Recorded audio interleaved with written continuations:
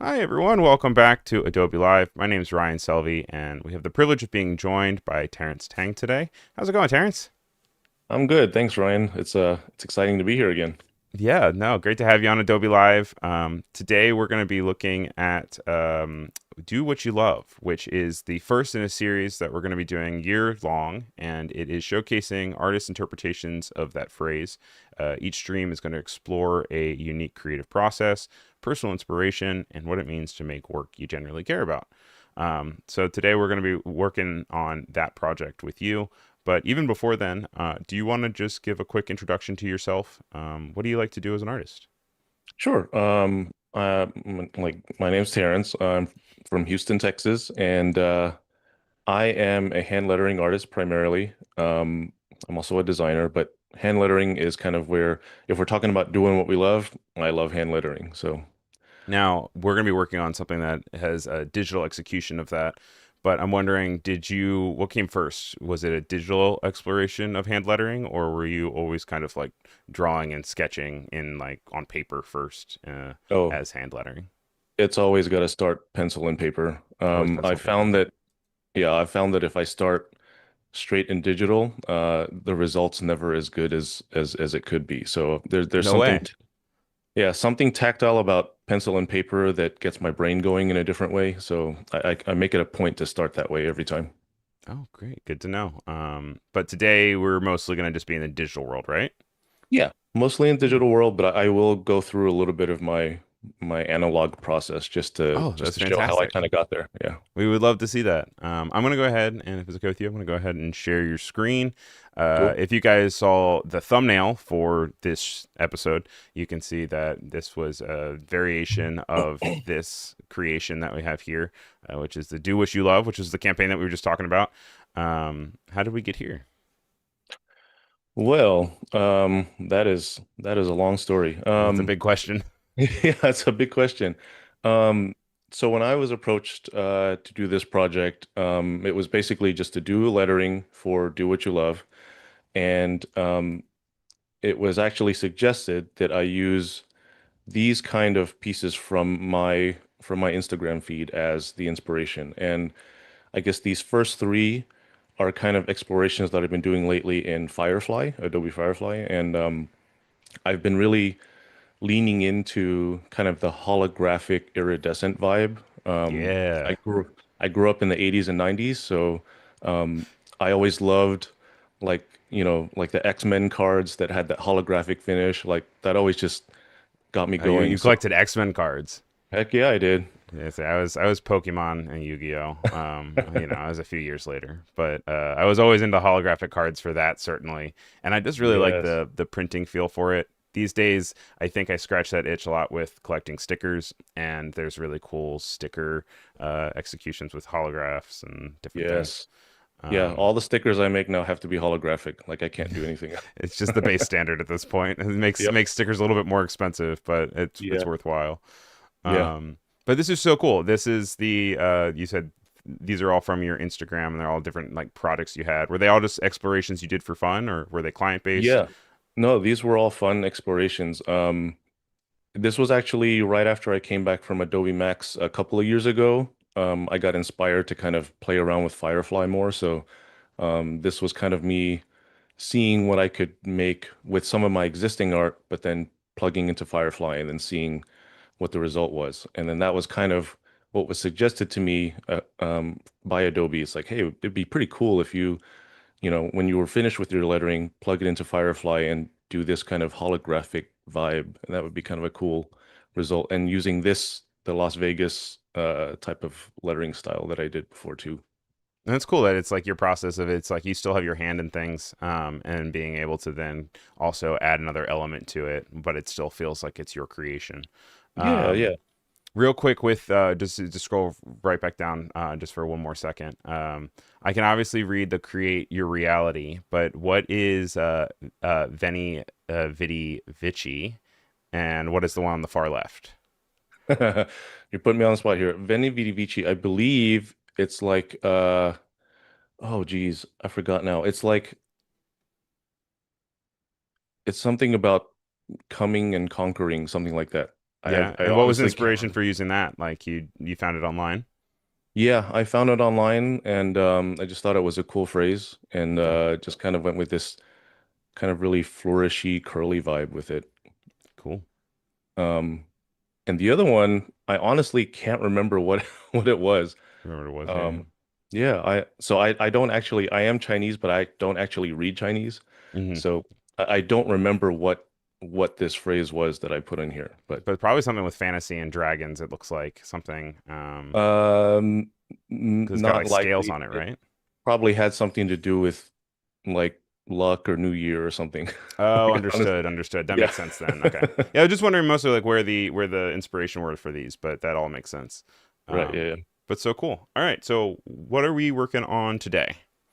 So, I'm gonna show kind of the process of how I got to this result, these results here in Firefly.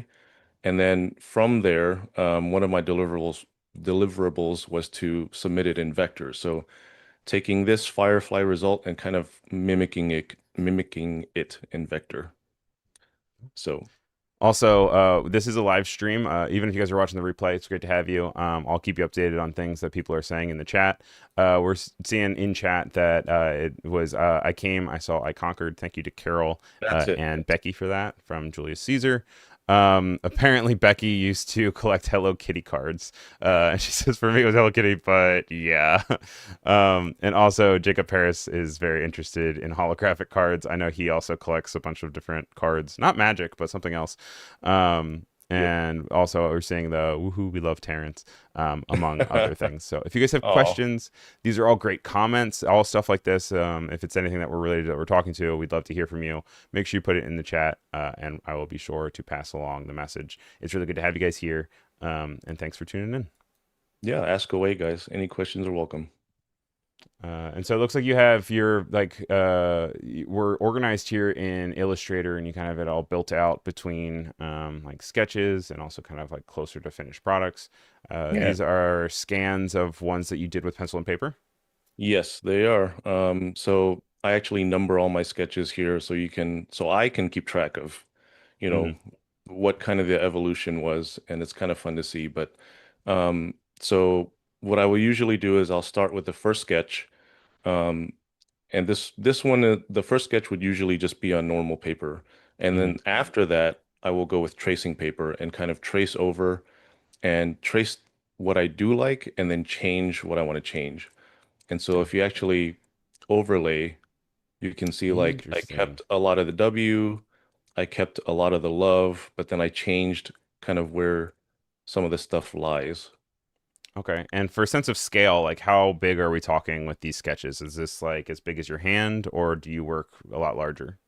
This one in particular is about this Okay. size. So about the size of your hand or so.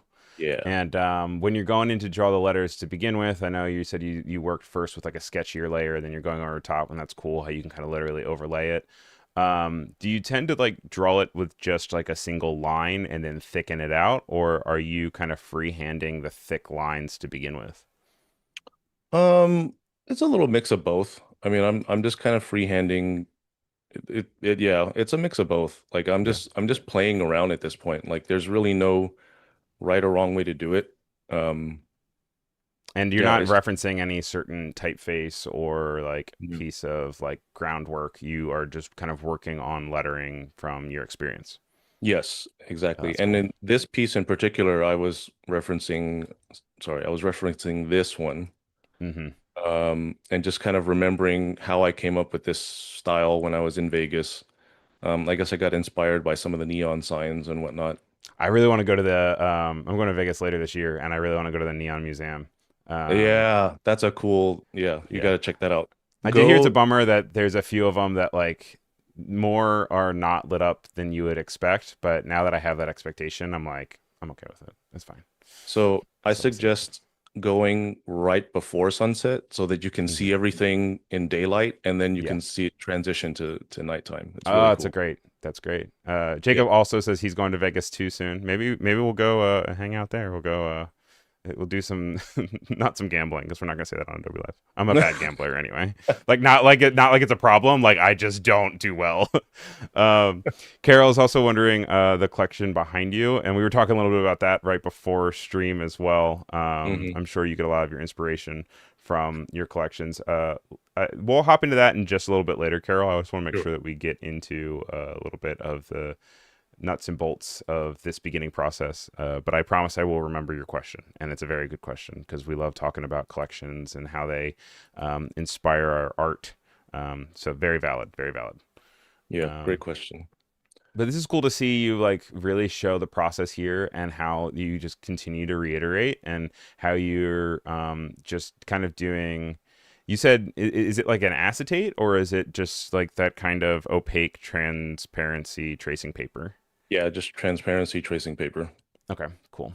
Do you have any preference on, um, okay, pencils, a brand of pencils, and do you have any preference on like a brand of tracing paper that you always go to, or do you kind of just doesn't really matter? You continue to go. Okay, cool. I'm gonna make your thing real big for a second. What brand is This that? this is like a no name, but paper mate. Like, Papermate. Okay. yeah, like you don't, I don't think you need any particular brand of pencil or anything. Like I know as artists, we tend to kind of obsess over like, oh, this brand and this pencil and that pen or whatever. But like when For we're you. sketching like this, like it's whatever's available, man. Like sometimes you Yeah. just like an idea will strike and then you gotta just grab whatever's near you. Like you can't just go, oh, where's my so and so branded pencil? I can't find it, and then the idea's gone, you know? Right. You gotta hop onto the moment. It seems like. Yeah, exactly. That's also inspiring to hear because then you don't have to, you can't blame it on the tools then at that point. You can No, just go in and draw it out. And so you certainly don't have can. any preference then on like kind of the softness of the pencil or anything as far as like, having an HB or anything in particular. I do prefer a bit of a softer pencil because I like to draw kind of hard. Like I Okay. like to draw dark, but yeah, a little bit of a softer lead is my preference. And I full disclosure, I do like mechanical. I do use a Hmm. mechanical for a lot of this. But yeah, And this I'll is just all grab whatever's freehand available. too. So even if you're using Yes. mechanical, you're not like necessarily using a ruler or any sort of like circular tool No, for no, for totally angles. freehand. Oh, wow. It's very Totally impressive of freehand. how you keep your stroke consistency then, because it seems like very uniformed width for all of the things, like especially, the swoop under the L for love, which is really cool to see. Oh, my hand will be legitimately exhausted by the end of one of these because I'm just Yeah. like I'm trying to focus so hard and then I'm just like eagle clawing this thing. The talons. No, Yeah, exactly. I have such shaky hands. I can't rely on that. I have to use tools and digital things to end up making it nice and crisp and clean. So I admire you for that. Oh, thank you. Yeah, And then, any so when you're scanning these in, are you just using your phone? Do you use like a professional scanner? Yep. How You are you just using normally my bringing them in? phone. Just Just using your using phone my and phone, sending it to mhm. myself. Yep. Very cool. Because the quality of this doesn't really need to be high. It just needs to be, you just need to be able to see like where the strokes are and like enough contrast Hmm. to trace over in vector, and that's what we're going to do next. So as long as you can kind of see what you're doing, I mean, it doesn't need to be super high resolution or anything. Right, just to kind of give you that guidance. Also, Yeah. hello to Shamim, who has just joined us. Says hi, how are you? We're doing great. We are right now just going over Terence Tang's work and his process for creative lettering. This is part of the Do What You Love series. It is a series showcasing artist interpretations of that phrase. So if you have questions while we are going through this, please let us know. It can be anything from process to inspiration to technicals. We have people from all skill levels, so there are no dumb questions, nothing too simple, nothing too complex. Please just let us know, and I will pass along the questions. Cool. So we're starting off with the pen tool here, which is backbone of Illustrator. It looks like Yeah. you're going through and just vaguely kind of creating a internal line of each stroke. Yep. And so the Um, nice thing about this style that I've done here is that it's monoline. So in order to kind of preserve that thickness all throughout, I'm just going to use a stroked vector, and it's just a lot easier. And I can go through and clean up any little imperfections after I've kind of outlined the stroke. Yeah, just first Um, kind of once again get the idea down yeah, like if onto the digital paper. yeah, like for other lettering, sometimes I'll trace the entire thing. Like I would, for example, I would do something like this, Oh, and just do you the know. kind of the outline Yeah, of it just do the first, whole thing, you know. and then work But backwards. Got it. yeah, but for this Uh, one, I have the luxury of um it's just switching back and going forth. as a whole line. And so you're not doing anything particularly complex here with it. I mean, you're maybe holding down shift for maybe the straighter lines, and then you're kind of clicking and dragging, but all kind of default settings here for the pen, right? Yep. Okay. Nothing fancy here. Um, Nothing fancy at all. nothing My work isn't fancy in any regard. I mean, No, this is fantastic. This stuff looks really to great be honest with you, I use about 2% of Illustrator's vast like feature for the set. capabilities. Yeah. Hey, you know what? There's something to said about having perfected basics, and being able to work with that.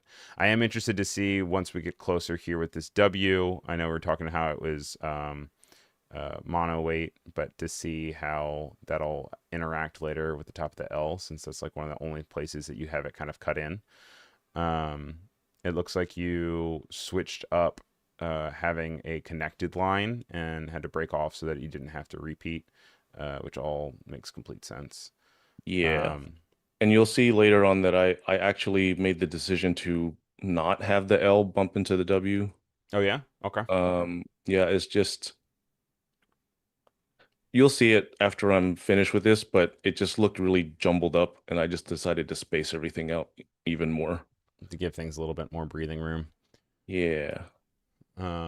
And then also there are things by default the stroke is going to follow the angle and orientation of the line that comes before it.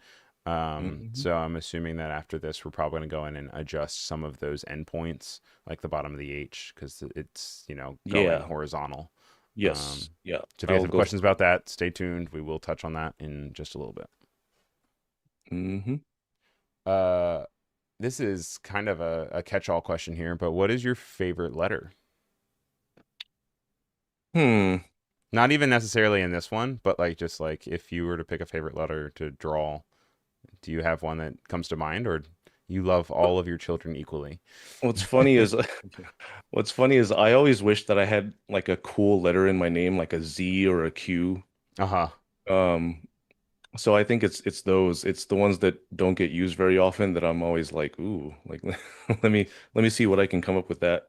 Right. But you have pretty common letters all the way through. I mean, you have a G, which is nice. Yeah. But as far as Terrence, that's all pretty standard stuff. I have for Ryan, you have the Y, and then Selvey, you get an S in there, which you can get kind of goofy with an S. But I agree with you; it's fun to have like an X or a Q, a Yeah. Z. Um, I always thought people with those letters in their names are like, I don't know, I always looked at them as like more powerful people for some reason. It's like, whoa, you have such a that's cool name. if you ever have a child, their name's going to be completely like unpronounceable. It's just going to be all the letters that would be cool to put together. Well, funny enough, both of my kids have like really like classic names with Yeah. no amazing letters in them at all. They're James and Emily. So That's funny. Well, a J is cool. You said James. yeah, yeah. Yeah, you can Jay definitely is do something pretty cool with cool. a J. J you can get, especially with cursive. Are you gonna kind of trying to teach them cursive, teach them hand lettering, you think? I I would love to, if Yeah. they're interested.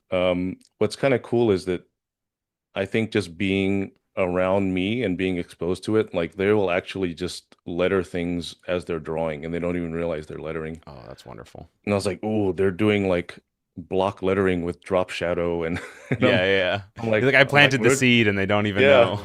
I'm like, where'd you learn that? I learned it from watching you, Dad.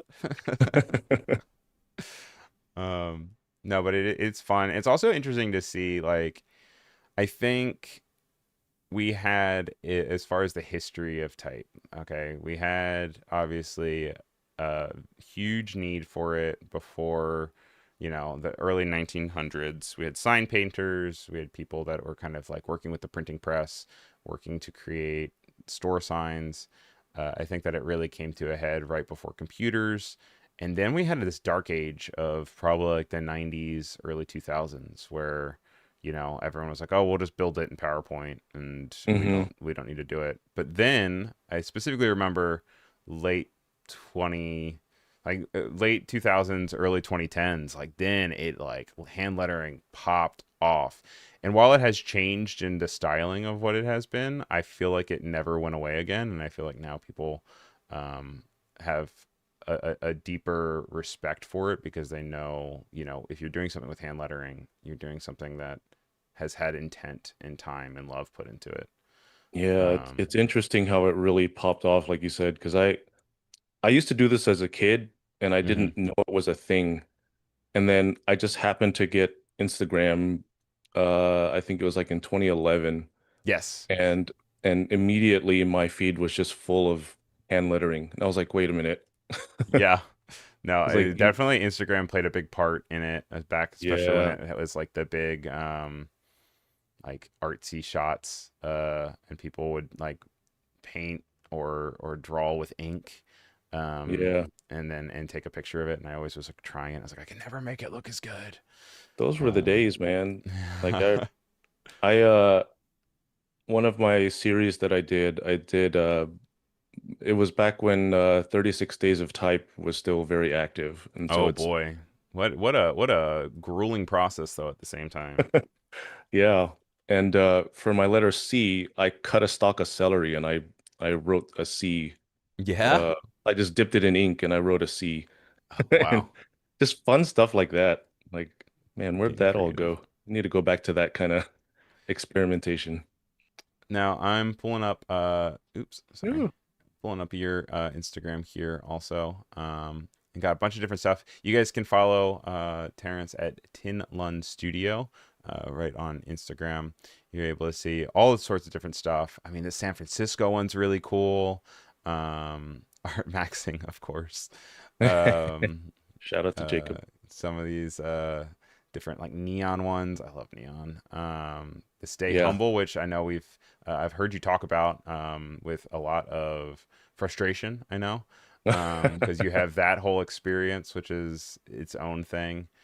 Yeah. Um, and then I also didn't realize that you also are kind of like a fitness influencer as well.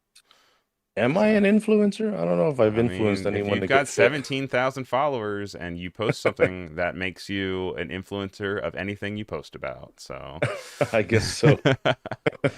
but make sure you guys give him a follow. Really great stuff. Really nice inspiration, especially when you're doom scrolling to then just come across some really nice type to break up the spiral. And then, yeah, you were at Max this year, right? Or was No, that I didn't last make it year? this year. I was That was last last year year. in Yeah. Miami, right? Okay. Yeah, Miami, yeah, yeah. yeah. You were there? Which is fun. Yes, I was in Miami. It was I my didn't get to first meet you. Max, Oh, but I was very much overwhelmed with everything, and then also I had a lot of booth duty. So, um, gotcha. yeah, you know how it goes. Yeah. Um, but you gave a talk at that one, I think, right? I That's where I did. think I saw the Stay Humble thing. Yeah, Yeah, that's the frustration talk. yeah. So we've been in the same room together. We That have. is a reality. There were a Um, lot of people in that there's room. so many people in that room. Jacob Paris was in that room, who is also He in the chat was. right now. So He was in that room. that's actually when Jacob and I kind of started becoming closer. So, Nice. friendships were formed. And I'm not going to make you have to go all through it because this is a positive stream and we're talking about doing what you love and we don't want to take away from that. But Oh, I think a I've quick explain like I'm five short little tidbit TikTok summary of your frustrations. What happened with some of your work that you have online? So I found out in a very weird way that my Stay Humble piece had been stolen and sold without my permission, and someone had it as a giant decal on their truck. I saw someone You had sent like me a a friend texted you, right? Yeah, a friend texted me a picture of a truck on the highway and was like, "Hey, that's your sticker." I'm like, "That's actually not my sticker, but that's Not my my art." sticker. That's my art. uh, And then and someone and sent me a picture of a drummer at a concert with the tank top with "Stay Humble" on it. And they're like, you're "Hey, like, it's your I've tank never top." sold a I'm tank like, top. again, not my tank top." So But frustrating. So has it gotten any better? Have you been able to navigate it at all, or no, there's not been any progress in it, but I've made progress with it mentally. I mean, of course? I think I've just I've accepted that the people who still bought it, like the art resonated with them. Yes. And that means something to me. So I'm like, okay, well, even if it was stolen, the art resonated with someone. So that works for me. Yeah. No, it's a mental gymnastics to get there, but Yeah. definitely something that is a common experience for a lot of artists online, and especially just with the way that people consume and repurpose and regurgitate um, media these days. It's like it's hard to understand what is plagiarism, what is stealing, what is referencing, what is Yeah. inspiration. Yeah. Um, There's kind and of it's a thin constantly line there. changing. So. Yeah. So we've gotten all of the do what you love mapped out here, all as strokes. And so now you're just going in and you're just doing some Just doing some little eyeballing tweaks. Yeah. Just tweaks some little here. tweaks before I outline the whole thing and Mm-hmm. start really kind of tweaking some of the angles at the end of the vectors, like you said. Yeah. I have a depressing Make poll going on in YouTube chat oh with has your work ever been stolen? And so far we're at yes with 100%. So you're not yeah. alone. There's definitely that. Oh, I remember Mm, distinctly asking the room when I was giving the talk at Max. I said, "How many of you had your art stolen?" And basically the whole room raised their hand. I'm just like, raise your "Oh hand. my Yep. God. Like that's It's just like once terrible." you get to a certain point of influence, I feel like, and not even as an influencer, just any point of Yeah, influence. not If you have a even yeah. successful piece, like it can easily just be swiped, Yeah. which is a bummer. It's too easy. Too easy to Too steal. easy. So that just means you have to steal his truck. Yeah. And Ryan never got an Adobe Live job again because he's telling people to commit Grand Yeah. Theft Auto. Yeah, go gambling and go steal trucks. Go gambling and steal trucks. It's anything you take away from today's stream. We are about halfway through our stream. This is just our first stream of the day. We've Okay. got so much stuff planned for you guys today, which is fun. I'm going to go up and pull up this Discord that we have here. This is the Adobe Live Discord. You can always get your schedules. You can get conversations. You can get resources from shows. And if we look here, you can see that today is just the first of many, many streams. After this, we have Edit Faster. We're having Mandy Celine on, and we'll actually be hopping into both Premiere on mobile and Premiere on desktop. We have Designing an Artist Meetup Flyer with Itzel and Andrea.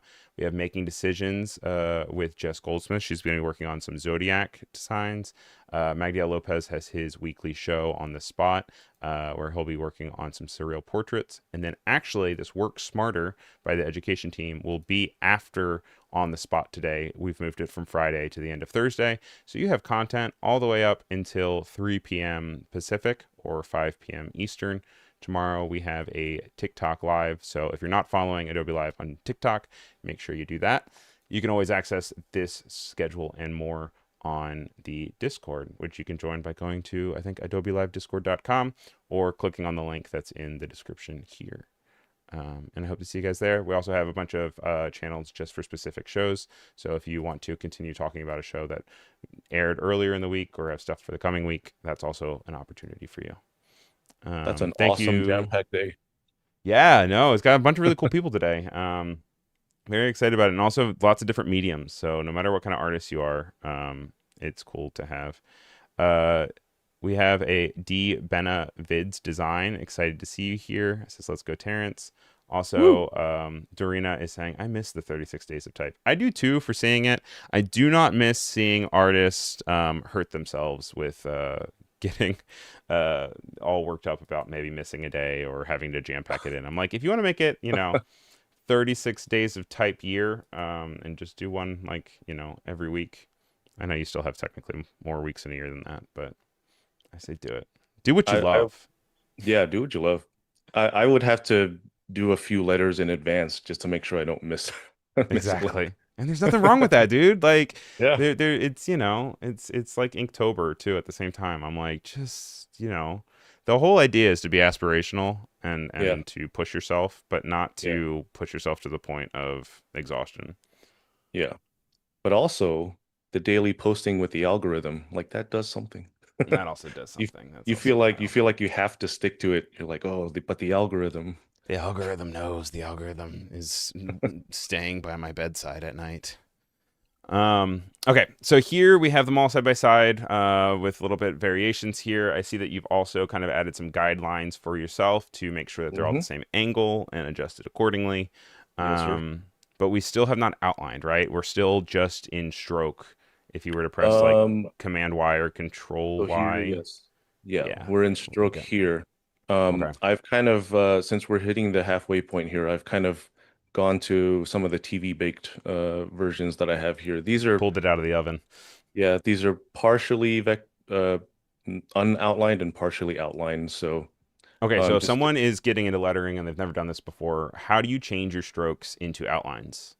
all right. So you would select all the strokes that you want uh, outlined. Go to Object, Path, Outline Stroke, Bada bing, bada boom. Just like and that. boom. It Yep. turns. The one thing I will say, I mean, you're the expert here, but one thing I will say is like it is destructive in the way that you can't ever bring it back to your normal strokes. So Mhm. be like Terrence here, give it a copy and then outline it so that then if for whatever reason you need to backtrack or even just grab a single letter, you can go back and you can adjust the stroke itself. Yeah. Yeah. Um, Making copies of everything you do is going to be your best friend because yeah, if you lose a step and then you realize you need to go back and you're kind of stuck. Like yeah, you don't want to sometimes give you yourself can't extra work. Yeah, sometimes you can't control Z far enough to get back Yeah. to where you need That to. is true. I do have a video coming out in February on Adobe Live with a few settings that you can change in Illustrator, and I touch on that where the idea where like it's always better to copy and build out your artboard if your computer can control it. But there's also a setting in Illustrator where you can actually increase the amount of undos up to 200, but I don't necessarily suggest relying on undoing 200 times That's a to lot. save face. Can't say that I've never not done it though before, or I can't say that I've never, you know what I mean. I've done it before. I'm not proud of it, but I've done it before. One trick though that I've learned to do for myself is if I've made it really far along and I realize I have to undo a bunch of stuff, I will do an Option C copy of where I'm at that time, Hmm. and then I'll do all of my undoing Yeah. to get to where I need to be, and then I'll paste. That way I have Oh, where okay. I So you was bring at, it back and in then time with you. Like it's the yep, time machine. You've gotten into exactly. the DeLorean, but you've brought the thing with you. Yep, exactly. That's the flux capacitor move right there. That's the flux capacitor. This is the nerdiest stream I've had in a while. I It love is, yeah, totally. it.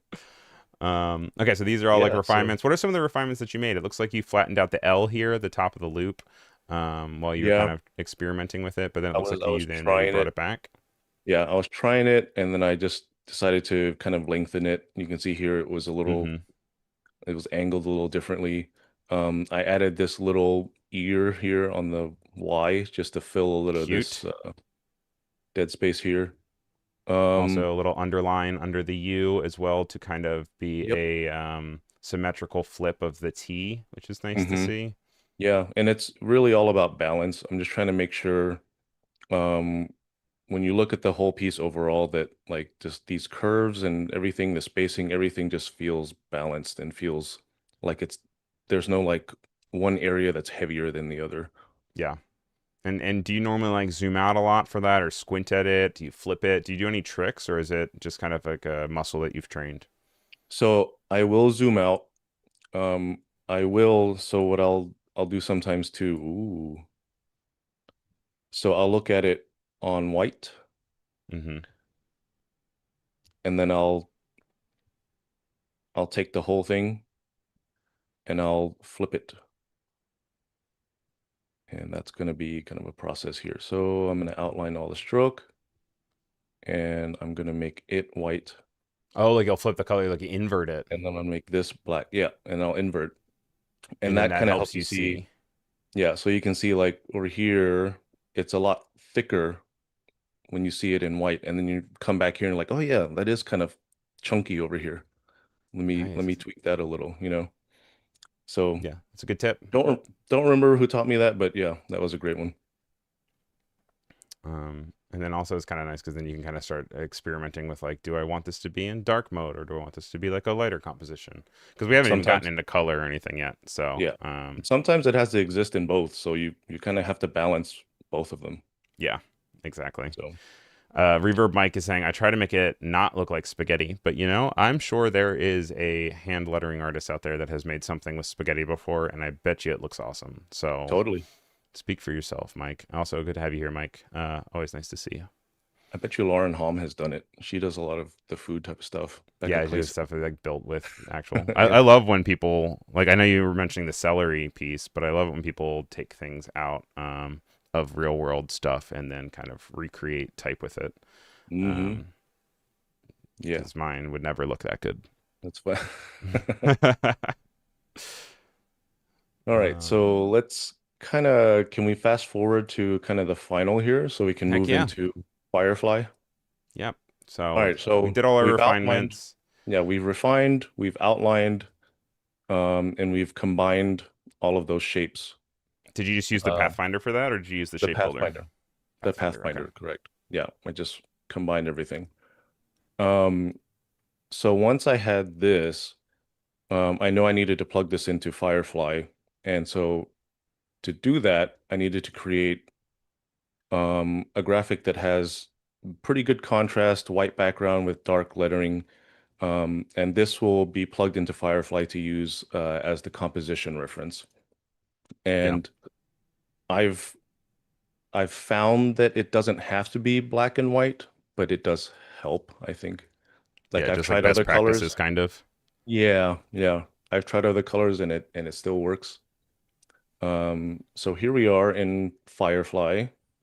This is what it looks like, just when you go straight into it. It's like this. Hmm. So let's try Firefly 4 just for funsies. And we're gonna Let's do a adjust the aspect square. ratio to match the same square that you had Hmm. of the content that you're exporting. And I'm gonna go visual intensity all the way up. I'm gonna go 100. I'm gonna check Go art. on it. And for reference, I will do my right here. Nice. That one. And bring that in And then as a reference strength. image. Strength, I'm gonna go 100 again. That's what we always say about Terrence. He always keeps it 100. Keep it 100. Can we get some hundreds in chat, please? We need some hundred emotes. So my You can spam prompt, the chat. I give you approval to spam the chat. I need to be better about writing prompts. My prompts always sound like I'm trying to boss the engine around. So I'm like lettering with colorful holographic finish and three-dimensional appearance. The background should have a metallic iridescent finish. All right, is that cool? Is that cool? You understand me? It should. Yeah. The other day we were using some prompts and we were like buttering up the model and calling it Sweetie and seeing if that adjusted anything. And we were convinced that that only made it better. I mean, it's probably listening, right? Like Yeah. it would Wow, probably. look at these. That's crazy. So these are It's really like holographic feeling, and these are really mm-hmm. fun.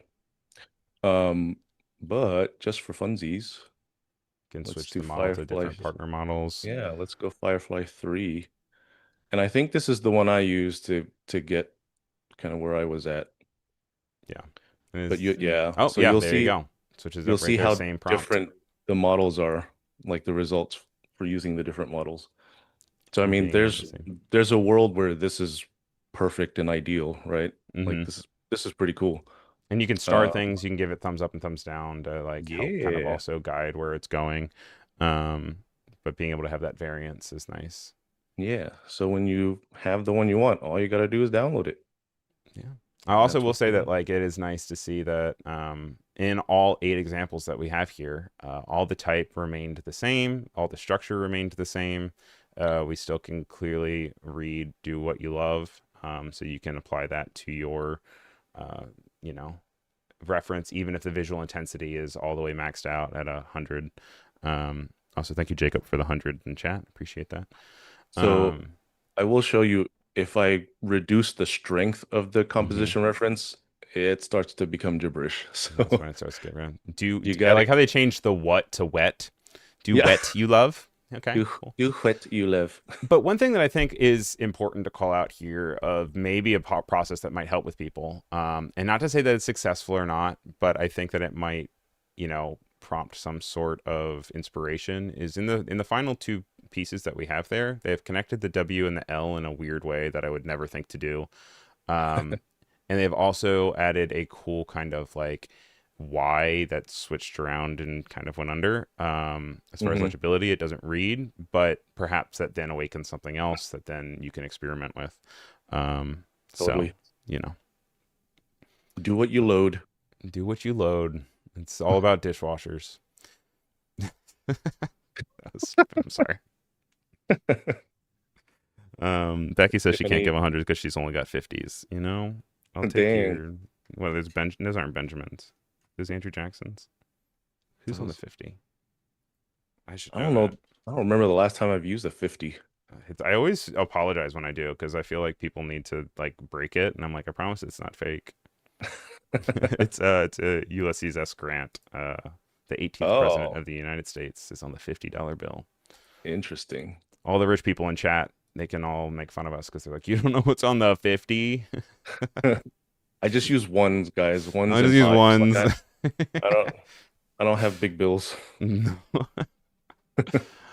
Okay, so you've brought the kind of creation that we've gotten from Firefly, and we brought it back into Adobe Illustrator. Why is that? So part of the prompt was to submit a vector image of this. So Hmm. when this is downloaded from Firefly, it's a raster file. So Hmm. I'm going to try to recreate this in vector. Gotcha. Um, maybe one day they'll have a way to translate this Firefly result into vector. Like that seems pretty difficult. Yeah, it's a Um, lot of but options and settings. but we'll see. We'll try to get pretty close here. So first thing we'll do is make the background gradient. So I've gone to the fill. I've selected the freeform gradient, which brings up these little points in here, Yep. and I can start trying to mimic these colors in here.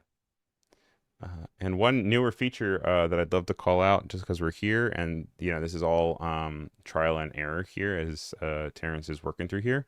But you can see that under the fill section, when you are picking your gradient and you're picking the type of gradient that you want, there is a new method right below, about two down, between one more, classic, and now there is perceptual. So the way that this works is classic is going to just bring you the straight line between two colors. Perceptual is when Illustrator is going to try to understand the saturation that you are working between two colors. And so if you're going from, red to green, rather than having a muddy gray center, it's going to try to like kind of incorporate a little bit of a yellow.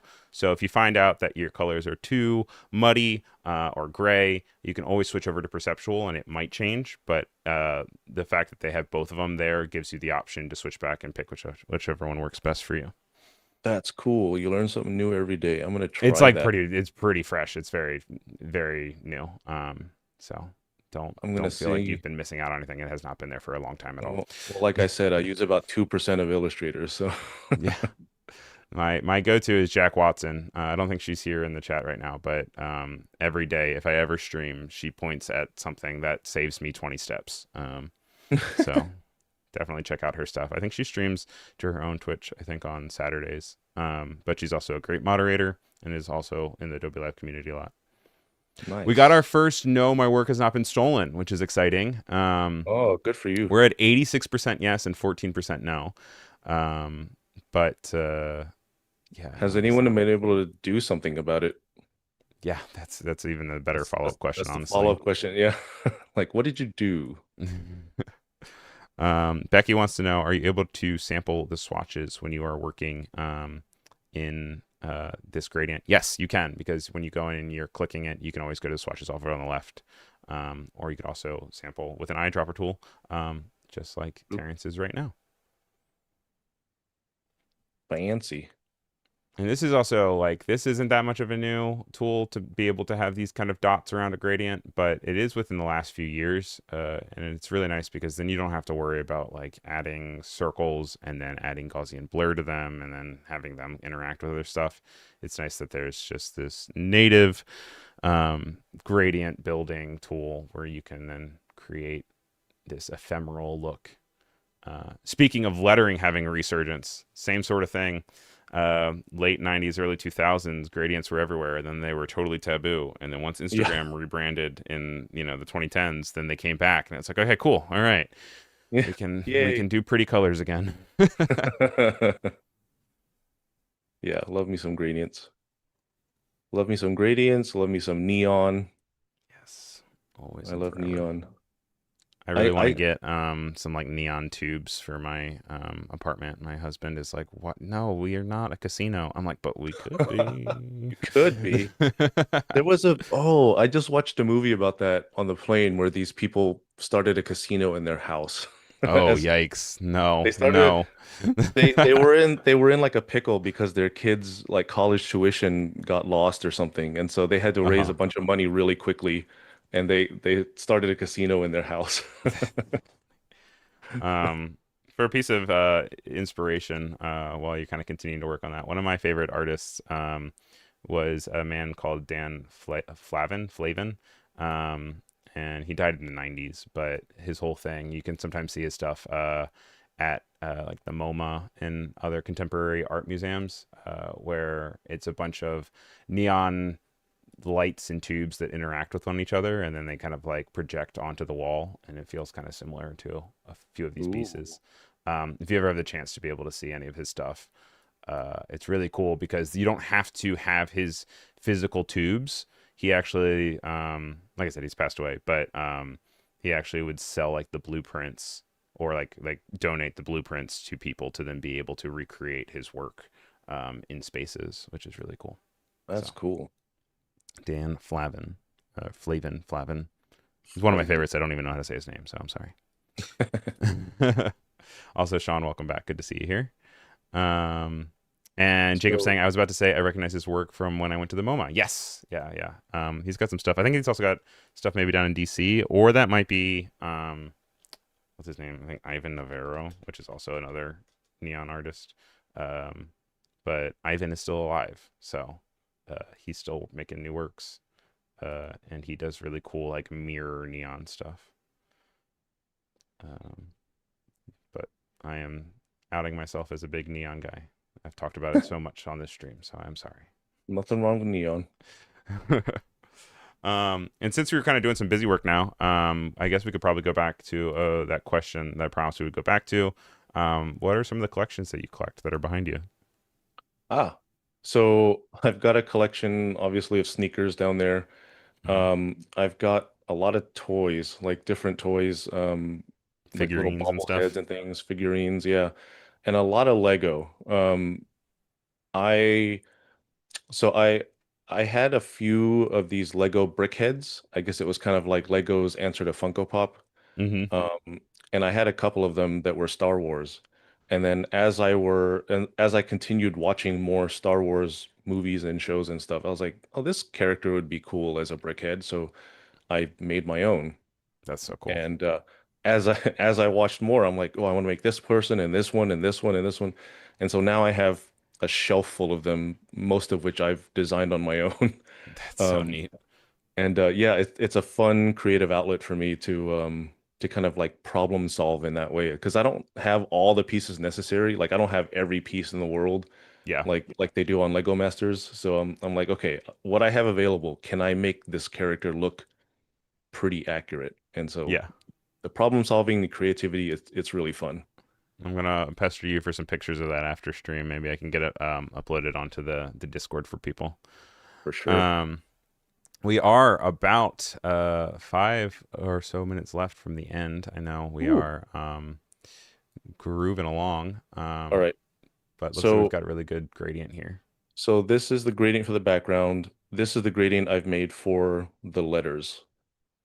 And so what we're going to do, we're going to take all of this and I'm going to go to Object, Compound Path, and make Compound Path. And because I'm going to use it as a mask to kind of cut out this gradient. Gotcha. So I'll right click, make clipping mask. And so now I've got Paste my that on. letters with their own gradient. And so Ooh, if I put it cool. on top of the background, you can see we're kind of getting there, Yeah, getting closer. I can go to my effects here just from your properties panel, adding from a drop properties shadow. panel. I can drop a nice chunky drop shadow here. And do you tend to go with darkness rather than like a specific color? You know, yeah, I think so. For this one Yeah. specifically, yeah, darkness for sure, because that's a really heavy. I might need to do more layers of that just to Yeah. get it there. Wow, it's Um, so incredible how quickly that just came together. yeah, it's getting Um, there. Um, and so since we're kind of running a little bit out of time here, I can show you the layers that I had to make this. Great. Okay. So So it looks like maybe you expanded it. Did you do like an offset path here? yes, I did an offset path so that I could get that little bevel. Little bevel sheen. Yeah, and I adjusted those gradients as well. And so Okay. when you stick that under, it kind of makes this beveled look. And And so then adds the if I kind of shine. if I pull this all apart or kind of I can kind of put it back on and show you see so you can see the Yeah. little bevel there. So And if then I is the pull it shadows apart, underneath just all layer styles with shadows, or did you add like another offset path of like black that you then expanded? no, it's just all layer styles. All just layer styles. Cool. And so these two are just extra shadow, Hmm. like just to make it darker. Yeah. And So so that if I when you lay put everything on top of each other. yeah, so if I put that all back together, layered on, so that's kind of the final. And that's pretty close. If I go back to where we were, Inspiration. Yeah. I mean, I mean, that's really cool. for vector, that's pretty good. That's real good. And I And so mean, with vector, you can scale that up, bring it around, keep it editable. Whereas mhm, rasterized, it's all pixels that have kind of been brought together, kind of like a JPEG or a PNG. So this is yes, sir. scalable, modifiable, Yeah, all really cool stuff. yeah. Well, thank you so much for walking us through your process. That was really awesome. Learned a lot. Introduced some things into process to figure out how to make things smoother. Also, a cool workflow of being able to really have Firefly complement the final product, whereas it still feels like it is truly yours, and that you were able to then go and use it as a resource. You started from the beginning with paper. We digitized it in Illustrator. We brought it into Firefly to get some color inspiration, then brought it back into Illustrator to then recreate that look as a vector, which then you have a cool outlook here. Yes, sir. So yeah. Is there anything else you wanted to cover in the last like minute or two? I'm gonna go ahead. I'm gonna pull up your Instagram one more time so people know where to find you. Cool. Is there anything that you're passionate about that you want to highlight or anything before we say I goodbye? guess I guess I can say that I'm really honored to be the first person to kick off this Do What You Love series, and I'm really excited to see the other 11 artists and their interpretations of the prompt. So this is really fun and I'm honored. Oh, fantastic. Yeah, and so like I said, make sure you guys stay tuned. We've got a whole day of live streaming coming up for you guys right here on Adobe Live. Thank you to everyone who joined us in chat, from Sean, who's saying he loves the gradient. Jacob is saying, amazing work today and what a cool workflow. Same with Clever. And thank you to Sean for letting us know that he has the Adobe Founders Tower Lego set, which is funny. I didn't know that was a thing. So that's a collector's item. I am sorry to the 82% of you that have voted yes, your work has been stolen. But unfortunately, it is reality of being an artist online. But that means you have work that's worth stealing. So Exactly. that's See, you're mentally well. You've cracked the case. But Fantastic. Well, thank you again, Yeah. Terrence. Thank We're you. gonna be off for a few minutes, but then we'll be right back. So make sure you guys stick around, and we'll see you in just a second. Bye.